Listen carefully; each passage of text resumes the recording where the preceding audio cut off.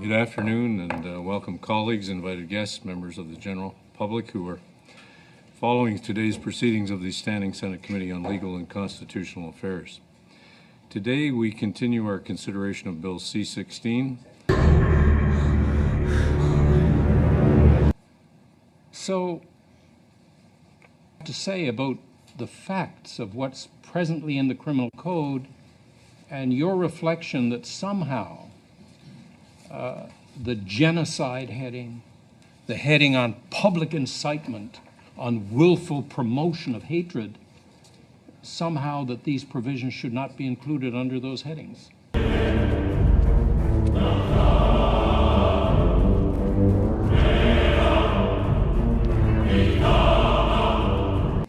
And that person who's brought before the tribunal says, I'm not doing that.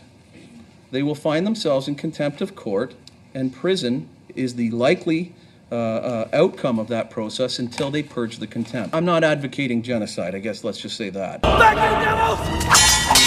Were you to continue to call me by the name that I'm telling you is hurtful to me, is that not, in fact, something that the law can properly address? Well, so I would say that the very idea that calling someone a term that they didn't choose causes them such irreparable harm that legal remedies should be sought, rather than regarding it as a form of impoliteness, that legal remedies should be sought, including potential violation of the hate speech codes, is an indication of just how deeply the culture of victimization has sunk into our society.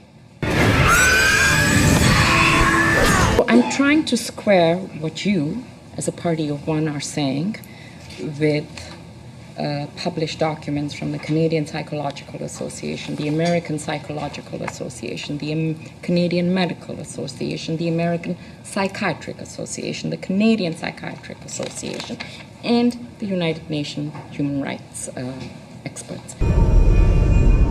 What exactly are all those people who aren't thinking the same way as me saying? You said that there's a bunch of them and a bunch of groups, but you never said what they're saying precisely. Well, I think our chair would rule me out of order if I proceeded No, you're fine.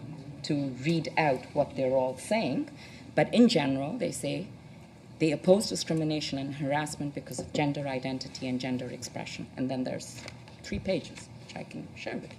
I oppose discrimination against gender identity and gender expression. That's not the point. The point is the specifics of the legislation that surrounds it and the insistence that people will have to use compelled speech. That's what I'm objecting to. I've dealt with all sorts of people in my life, people who don't fit in all sorts of different ways. I'm not a discriminatory person. There's 500 hours of my teaching to my classrooms on tape on YouTube, and nobody's found a smoking pistol. I'm not a discriminatory individual, but I think this legislation is reprehensible, and I do not believe for a moment that it will do what it intends to do. I also don't think that my opinion deviates substantially from the bodies that you're describing, because you haven't provided any evidence that they say anything other than discrimination is a bad thing. And I think that unreasonable discrimination is a bad thing. And it's unreasonable when people are judged for any reason other than the specific competence that they bring to, say, a given position. It's not in anyone's best interest that that occurs. But I don't think that you've demonstrated in the least that the opinions that I'm putting forward exist in opposition to the standard practices, say, of my particular discipline. So. That with Bill C-16, we are prematurely shutting down a discussion on gender and sex that is far from settled, or appears to be far from settled. And in my opinion, when we look to the provincial definitions set up by the commissions, we are enshrining the theory of a gender spectrum into the law. I wonder if you can comment on that. That's exactly what we're doing. And I think that might even be more dangerous than, in my opinion, than the compelled speech issue, because the social constructionist view of gender isn't another opinion, it's just wrong. The trans complainants have been covered under the existing grounds of sex before the tribunals across Canada. And as the Minister of Justice said, they are bringing this legislation in as a symbolic gesture.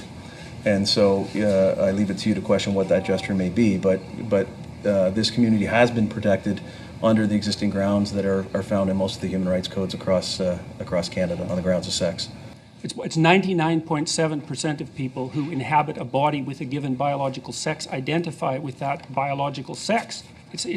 They're incredibly tightly linked. If you can't attribute causality to a link that's that tight, you have to dispense with the notion of causality altogether. And then of the people who identify, say, as male or female, who are also biologically male or female, the vast majority of them have the sexual preference that would go along with that, and the gender identity, and the gender expression. These levels of analysis are unbelievably tightly linked, and the evidence that biological factors play a role in determining gender identity is, in a word, overwhelming. There isn't a serious scientist alive who would dispute that. Now, you get disputes about it, but they always stem essentially from the humanities. And as far as I'm concerned, I've looked at it very carefully. Those arguments are entirely ideologically driven. It's a tenet of the ideology that identity is socially constructed. And that's partly why it's been instantiated into law, because there's no way they're going to win the argument. But they can certainly win, let's say, the propaganda war, especially by foisting this sort of reprehensible advertising information on children. And that's part of the express intent.